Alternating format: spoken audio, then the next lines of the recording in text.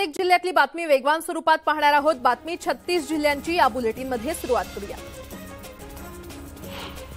राज्यात पूर्व मोसमी पावसाने हजेरी लावल्याने उन्हाचा चटका कमी झाला होता आणि राज्यात उन्हाच्या झळा पुन्हा वाढण्याची शक्यता आहे। आज दक्षिण कोकण, मध्य महाराष्ट्र आणि मराठवाड्यात तुरळक ठिकाणी मेघगर्जना आणि विजांसह पावसाची शक्यता हवामान विभागाने वर्तवलेली आहे। यातच उष्ण आणि दमट हवामान असह्य ठरण्याची शक्यता आहे।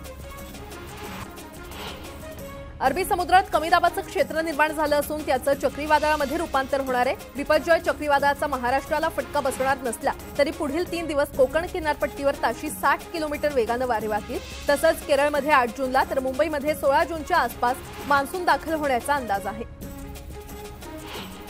राज्यातील प्रमुख धरणांनी तळ गाठलेला आहे। आज घडीला राज्यातील मोठ्या, मध्यम आणि लहान आकाराच्या धरणांमध्ये केवळ 26% पाणीसाठा शिल्लक आहे। महाराष्ट्राची जीवनवाहिनी समजल्या जाणाऱ्या कोयना धरणात फक्त 8.5 टीएमसी पाणीसाठा शिल्लक आहे आणि त्यातही मराठवाड्याच्या दृष्टीने महत्त्वाचं असलेलं उजनी धरण कोरडं ठाक पडले।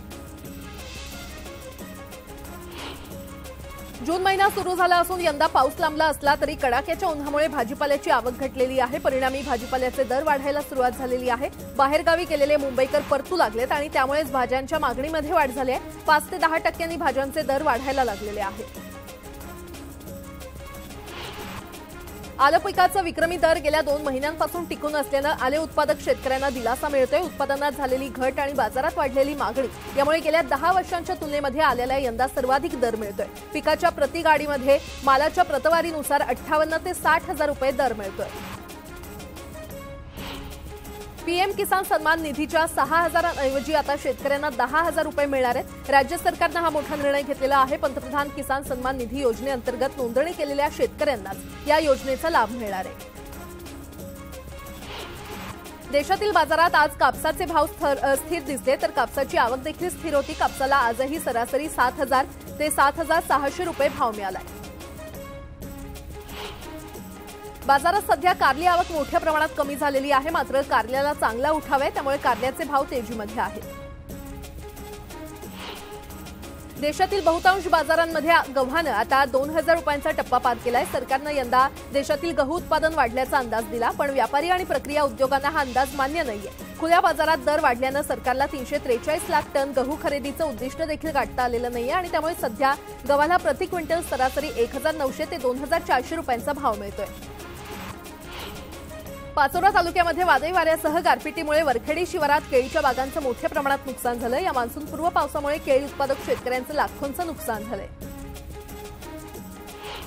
मुंबई कृषी उत्पन्न धान्य बाजार समितीमध्ये अवकाळी पावसाने डाळींची आवक घटल्याने डाळींची दरवाढ झालेली आहे। गुजरात आणि महाराष्ट्रातून दाखल होणाऱ्या डाळींच्या उत्पादनाला पावसाचा फटका बसलाय। एपीएमसीमध्ये तूर डाळ, उडीद डाळींची 100 पार झाली आहे तर मूगडाळीच्या दरामध्ये 3% दरवाढ झाली आहे। जळगावच्या चाळीसगाव शहरातील वाणीवाडा परिसरात सबसिडीचा आमिष दाखवून बनावट सोलर पॅनल देत आर्थिक फसवणूक केल्याचा प्रकार उघडकीस आलाय। वादळी वाऱ्यामुळे घरावरील सोलर पॅनल उडून गेले आणि त्यामुळे ठेकेदारावर आणि कंपनीवर गुन्हे दाखल करण्याची मागणी करण्यात आली आहे। पुणे जिल्ह्यातील देहूमध्ये आता पेरणीची लगबग सुरू झालेली आहे। मावळामध्ये भात तर हवेलीमध्ये सोयाबीनचं विक्रमी उत्पादन घेतलं जात आहे। जळगाव जिल्ह्यामध्ये वादळी वाऱ्यासह अवकाळी पावसामुळे 1,224 हेक्टरवरील फळ पिकांचं नुकसान झालेलं आहे आणि या नुकसानीचे पंचनामे करण्याचे आदेश जिल्हाधिकाऱ्यांनी दिलेले आहेत। पुण्यामध्ये कर आकारणी आता ऑनलाईन होणार आहे। पुणे जिल्हा परिषदेकडून ई चावडी प्रकल्पाला सुरुवात झालेली आहे। या चावडी प्रकल्प अंतर्गत नागरिकांना महसूल भरता येणार आहे। जिल्ह्यातील 537 गावांमध्ये कर आकारणी ऑनलाईन पद्धतीने होणार आहे। ऑनलाईन कर आकारणीमध्ये पुण्यातील महसुलात 30 ते 35% वाढ होणार आहे असा अंदाज जिल्हा प्रशासनाने व्यक्त केला आहे। जेजुरीकरांच्या आंदोलनाचा आज 13वा दिवस आहे। विश्वस्त निवडीवर आज धर्मादाय आयुक्तांकडे सुनावणी होणार आहे तर विश्वस्त एकत्र येत त्यांची भूमिका पत्रकार परिषदेतून मांडणार आहेत। कोल्हापूरमध्ये आक्षेपार्ह स्टेटसवरून वाद निर्माण झाल्यानंतर आज सर्व हिंदुत्ववादी संघटनांनी कोल्हापूर बंदची हाक दिलेली आहे। सकाळी सर्व हिंदुत्ववादी संघटना छत्रपती शिवाजी महाराज चौकामध्ये एकवटणार आहेत। आक्षेपार्ह पोस्ट टाकणाऱ्यांवर कारवाई करण्याची मागणी हिंदुत्ववादी संघटनांनी केली आहे। संगमनेर शहरातून काल निघालेल्या भगवा मोर्चानंतर समनापूर गावात झालेल्या दगडफेकीच्या घटनेनंतर संगमनेर शहर पोलिसांनी कोम्बिंग ऑपरेशन राबवत 16 जणांना अटक केलेली आहे। आज या आरोपींना न्यायालयामध्ये हजर केले जाणार आहे। काल झालेल्या घटनेनंतर समनापूर गावात मोठा पोलीस बंदोबस्त तैनात असून परिस्थिती नियंत्रणात आहे। नवी मुंबईतील उल्वे या ठिकाणी तिरुपती बालाजी मंदिराचं भूमिपूजन सोहळा पार पडलाय। मुख्यमंत्री एकनाथ शिंदे आणि उपमुख्यमंत्री देवेंद्र फडणवीस तसंच मिलिंद नार्वेकर यांच्या उपस्थितीमध्ये हा सोहळा पार पडला। 10 एकरच्या परिसरात भव्य मंदिराची निर्मिती होणार आहे। मुख्यमंत्री नवी मुंबई दौऱ्यावर आहेत आणि यावेळी नवी मुंबईतील नागरिकांनी मुख्यमंत्री एकनाथ शिंदे यांना काही समस्यांसंदर्भात निवेदन दिलं। यावेळी मुख्यमंत्र्यांनी गाडी थांबवून निवेदन स्वीकारलं। ठाणे जिल्ह्यामध्ये आगरी कोळी आणि वारकरी समाजाचं हक्काचं असं सुसज्ज आणि अद्ययावत भवन असावं ही गेल्या अनेक वर्षांपासूनची इच्छा पूर्ण होणार आहे। मुख्यमंत्री एकनाथ शिंदे आणि खासदार श्रीकांत शिंदे यांच्या प्रयत्नानं डोंबिवली शहरातील बेतवडे परिसरात 15 कोटी रुपयांच्या निधीतून आगरी कोळी वारकरी भवनाची उभारणी करण्यात येणार आहे। क्लस्टर योजनेच्या शुभारंभापाठोपाठ आता दिवा परिसरातील विविध प्रकल्पांचं उद्घाटन आज मुख्यमंत्री एकनाथ शिंदे यांच्या हस्ते होणार आहे। मुख्यमंत्री पदावर विराजमान झाल्यानंतर शिंदे हे पहिल्यांदाच दिवा परिसराच्या दौऱ्यावर येणार असून यानिमित्त शिवसेनेकडून जोरदार शक्ती प्रदर्शन करण्यात येणार आहे। ठाकरे गटाला शिवसेनेनं आणखी एक मोठा धक्का दिलाय। शिवसेना भवनमधील युवासेना कार्यकारिणीतील अमोल मटकर, अमित शिगवण, अविनाश मालप आणि प्रथमेश चाचले या पदाधिकाऱ्यांनी शिवसेनेमध्ये प्रवेश केलाय। त्यामुळे शिवसेना भवनातील कार्यकारिणी यंत्रणा कोलमडून गेल्याचं बोललं जात आहे। शिवसेना खासदार श्रीकांत शिंदे यांनी शिवसेना शाखा संपर्क अभियानाअंतर्गत मुंबईच्या वेगवेगळ्या शाखांना भेटी दिल्या। यावेळी त्यांनी सामना कार्यालयासमोरच्या शाखेला देखील भेट दिली आणि यावेळी त्यांचं जंगी स्वागत करण्यात आलं। शिवसैनिकांनी आवाज कुणाचा असं म्हणत जोरदार घोषणाबाजी देखील केली। चांदिवली विधानसभेचे शिंदे गटाचे आमदार दिलीप लांडे यांच्या मतदारसंघात मुख्यमंत्री एकनाथ शिंदे यांनी बीएमसीच्या 290 खाटांच्या रुग्णालयाचं भूमिपूजन केलं। यावेळी मुख्यमंत्र्यांनी मुंबई महानगरपालिकेच्या फिक्स्ड डिपॉझिटवरून विरोधकांना प्रत्युत्तर दिलं। हिंगोलीच्या वसमत येथे शासकीय स्त्री रुग्णालयाच्या गेटवर रिक्षातच महिलेची प्रसूती झाल्याप्रकरणी रुग्णालय अधीक्षकांना कारणे दाखवा नोटीस बजावण्यात आलेली आहे आणि या प्रकरणाची जिल्हा शल्य चिकित्सक आणि जिल्हा आरोग्य अधिकाऱ्यांकडून चौकशी करण्यात येते। कार्यालयीन वेळेमध्ये निवृत्त अधिकाऱ्याच्या निरोप समारंभात सर्व कर्मचारी व्यस्त असल्याचा फटका महिला रुग्णाला बसला होता। वाढत्या उकाड्यामुळे मुंबईकर एसी लोकलनं प्रवास करू लागले असताना गर्दीमुळे एसी लोकलमधील वातानुकूलित यंत्रणेमध्ये बिघाड होत आहेत आणि त्यामुळे एसी लोकलमधील वातानुकूलित यंत्रणा आता 15 टनांऐवजी 17 टन करण्यात येणार आहे। कोकणात पावसाचं प्रमाण जास्त असल्यानं मुंबई ते कोकण दरम्यानची मेल एक्सप्रेसची वाहतूक सुरळीत राहण्यासाठी कोकण रेल्वे सज्ज झालेली आहे। कोकण रेल्वे मार्गावर सुमारे 673 जवान गस्त घालणार असून पावसाळी वेळापत्रक येत्या 10 जूनपासून 31 ऑक्टोबरपर्यंत लागू राहणार आहे। माथेरानमधील नेरळ ते अमन लॉज दरम्यान मिनी ट्रेन सेवा पावसाळ्यामध्ये बंद करण्याचा निर्णय मध्य रेल्वेनं घेतलेला आहे। 10 जून ते 15 ऑक्टोबर दरम्यान पावसाळी वेळापत्रक लागू होणार आहे, तर माथेरान ते अमन लॉज दरम्यान मर्यादित फेऱ्या सुरू असतील। ठाणे ते बोरिवली दरम्यान नव्या रस्त्याचा खर्च 14,000 कोटींवर जाऊन पोहोचलेला आहे। या खर्चामध्ये जवळपास 20% वाढ झाल्याची माहिती MMRDAनं दिलेली आहे आणि या रस्त्यांमुळे घोडबंदर रस्त्याला वळसा घालून जाण्याचा वाहन चालकांचा त्रास वाचणार आहे। कोरोनानंतर प्रवासी संख्येमध्ये 55% वाढ झाल्याचा दावा बेस्ट प्रशासनानं केलेला आहे। बेस्टची दररोजची प्रवासी संख्या ही 35 लाख झाली असून उत्पन्न देखील 2,30,00,000पर्यंत गेल्याचा दावा बेस्टनं केलाय। राज्यातील शासकीय औद्योगिक प्रशिक्षण संस्थेतील म्हणजेच ITI प्रवेश प्रक्रियेची पहिली यादी 20 जुलैला जाहीर होणार आहे। यंदा देखील प्रवेशाच्या एकूण 4 फेऱ्या तसंच समुपदेशनासाठी एक अशा 5 यामध्ये यावर्षी प्रवेश प्रक्रिया राबवण्यात येणार आहे। 13 जुलै रोजी कच्ची यादी जाहीर केली जाणार आहे। मुंबई विभागामध्ये MMRDA क्षेत्रामध्ये महाविद्यालयांमध्ये 11वी करता 3ही शाखा मिळून सर्व कोट्यानिहाय 3,75,575 जागा उपलब्ध आहेत। वाणिज्य आणि विज्ञान शाखेमध्ये 1,000 अधिक जागांची भर पडली आहे, तर एकूण जागांमध्ये गेल्या वर्षीपेक्षा 2,580 जागांची वाढ झाली आहे। ठाणे जिल्ह्यात अनधिकृत शाळांचे पेव फुटले असून संस्थेमार्फत चालवण्यात येणाऱ्या अनधिकृत शाळांवर दंडात्मक कारवाई जिल्हा परिषद ठाणे मार्फत करण्यात आलेली आहे। जिल्ह्यातील 27 माध्यमिक शाळा अनधिकृत असून 10 अनधिकृत शाळा सुरू पाल्याचं माध्यमिक शाळेमध्ये प्रवेश करू नये हाच प्रकाशित करण्यामागे उद्देश आहे। छत्रपती संभाजीनगर येथे प्रदीप मिश्रा यांची शिवमहापुराण कथा ऐकण्यासाठी इतर जिल्ह्यातून हजारोंच्या संख्येनं भाविक येत आहेत आणि अगोदरच शहरात वाहनांची संख्या मोठ्या प्रमाणात असताना बाहेरून आलेल्या वाहनांमुळे मोठ्या प्रमाणात वाहतूक कोंडी होते। ही वाहतूक कोंडी सोडवताना पोलिसांची मात्र चांगलीच दमछाक झाल्याची पाहायला मिळते। जुन्नरमध्ये ब्रेक फेल झालेली एसटी स्थानकातून बाहेर निघाली आणि थेट पुणे नाशिक महामार्ग ओलांडून समोर असलेल्या चारचाकी आणि दुचाकी वाहनांना धडकले। सुदैवानं या घटनेमध्ये कोणीही जखमी झालं नसून 2 मोटारींचं मात्र मोठ्या प्रमाणात नुकसान झालंय।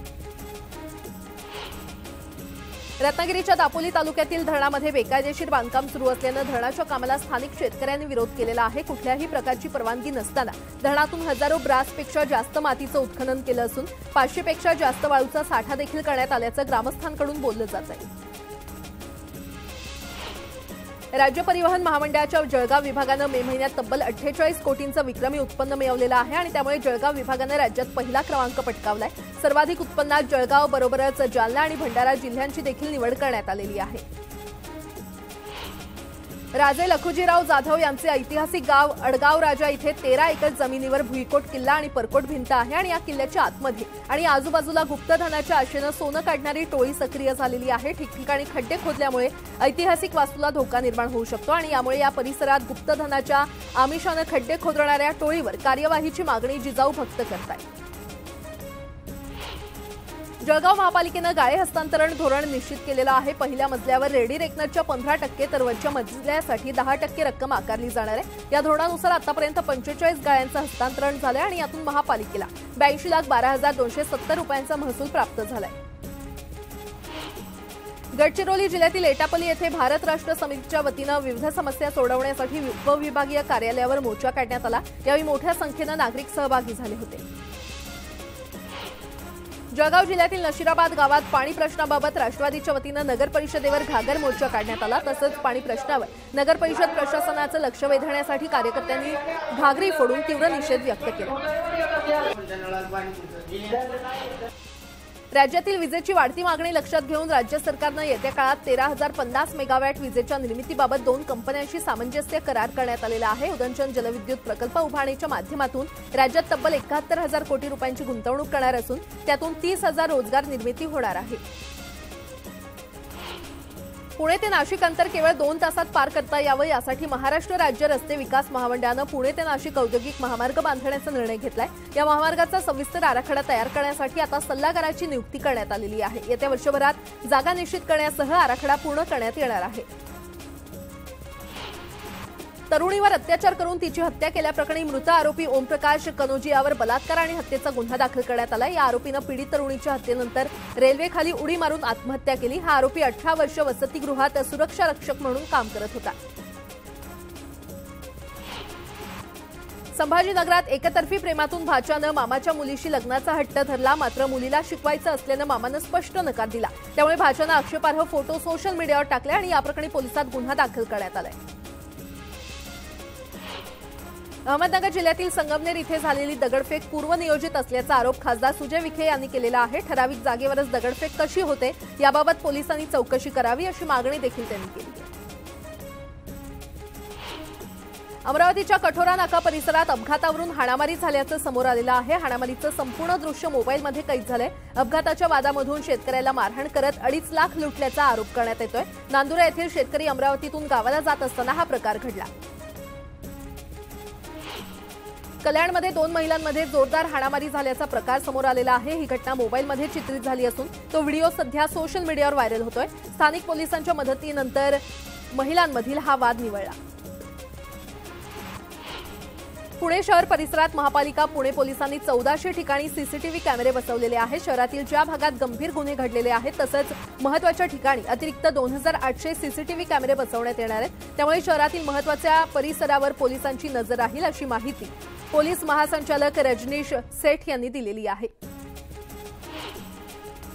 कृषी क्षेत्रामध्ये भविष्यात सशक्त नेतृत्व निर्माण व्हावं आणि शेतीविषयक आत्मविश्वास वाढून ती व्यवसायाभिमुख व्हावी यासाठी जळगावात फाली उपक्रम राबवण्यात आला। या उपक्रमात महाराष्ट्र आणि गुजरात राज्यातील 400 पेक्षा अधिक शालेय विद्यार्थी सहभागी झाले होते। सांगलीच्या जत मुचंडी मार्गावर एसटी बसला ट्रकनं जोरदार धडक दिली। या अपघातात एसटीमधील 22 प्रवासी जखमी झाले असून एकाची प्रकृती गंभीर आहे। जखमींवर जत येथील रुग्णालयामध्ये उपचार सुरू आहेत। वसईतील माणिकपूर रोड परिसरात एका भरधाव रिक्षा डिवायडरला धडकल्यानं अपघात झाला। या अपघातात 3 जण जखमी झाले असून रिक्षाचं मोठं नुकसान झालंय। यामुळे वाहतूक पोलिसांनी रात्रीच्या वेळी गस्त ठेवावी अशी मागणी जोर धरते।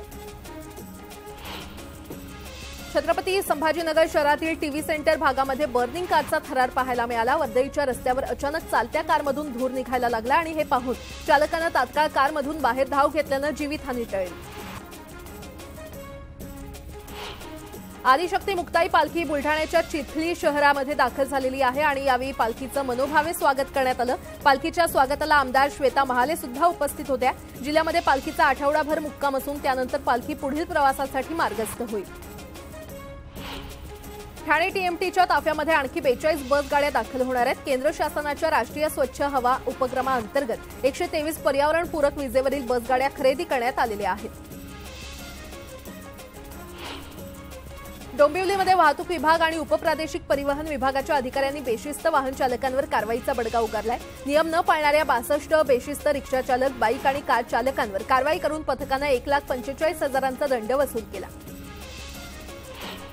ई-वाहनांसाठी आता नवीन सार्वजनिक परिवहन धोरण आणण्यात येणार आहे। त्यातून देशातील सार्वजनिक परिवहन क्षेत्रामध्ये मोठा बदल घडवण्याचा सरकारचा प्रयत्न असेल। त्यात प्रामुख्याने ई-वाहनांना प्रोत्साहन देणे आणि डिझेलवर धावणाऱ्या वाहनांच्या खरेदीला परावृत्त करण्याचा प्रयत्न आहे। उन्हाळ्यामध्ये वाहन विक्रीमध्ये गेल्या वर्षीच्या तुलनेमध्ये 10% वाढ झाली आहे। मे महिन्यामध्ये 20 लाखांहून अधिक वाहनांची विक्री झाली। वाहन विक्रेता महासंघाकडून ही आकडेवारी जाहीर करण्यात आली आहे। महाराष्ट्र राज्य माध्यमिक आणि उच्च माध्यमिक शिक्षण मंडळाकडून 10वी आणि 12वीच्या पुरवणी परीक्षा जुलै आणि ऑगस्टमध्ये घेण्यात येणार असून त्याचं वेळापत्रक जाहीर करण्यात आलेलं आहे। लेखी पुरवणी परीक्षा 9 विभागीय मंडळामार्फत घेण्यात येणार आहे, तर 18 जुलैपासून या परीक्षा सुरू होतील। अंबरनाथमधील प्राचीन शिवमंदिर परिसराचं सुशोभीकरण करण्यात येणार आहे। यासाठी नगरपालिकेने निविदा जाहीर केली असून 1.5 वर्षामध्ये सुशोभीकरण केलं जाणार आहे। वांद्रे शासकीय पुनर्विकास प्रकल्पांतर्गत दुसऱ्या टप्प्यातील 120 घरांच्या कामाला लवकरच सुरुवात होणार आहे। अ आणि ब वर्गातील अधिकाऱ्यांसाठी 2 BHK घरं बांधली जाणार असून यासाठी 15 दिवसात निविदा मागवली जाईल, तर क आणि ड वर्गातील कर्मचाऱ्यांच्यासाठी आता घराचं काम मात्र अजूनही संथ गतीने सुरू आहे। यासोबतच इतरही काही महत्त्वाच्या बातम्या आपण पाहणार आहोत। तुर्तास एक छोटासा ब्रेक, पाहत रहा न्यूज 18 लोकमत।